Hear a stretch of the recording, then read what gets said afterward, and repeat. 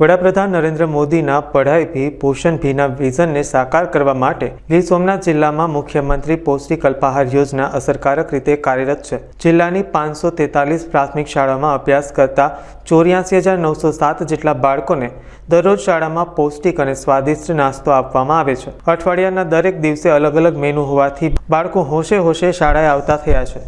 વેરાવળની જાલેશ્વર પ્રાથમિક શાળાની વિદ્યાર્થીની માહેનૂરે જણાવ્યું હતું કે તેને ઘર કરતાં પણ શાળાનું ભોજન વધુ ભાવે છે। ખાસ કરીને મંગળવારે મળતી દાળ ઢોકળી વિદ્યાર્થીઓમાં લોકપ્રિય છે। આ યોજના માત્ર ભૂખ જ નથી સંતોષતી, પરંતુ બાળકોની એકાગ્રતા વધારીને તેમના ઉજ્જવળ ભવિષ્યનો પાયો મજબૂત કરી રહી છે।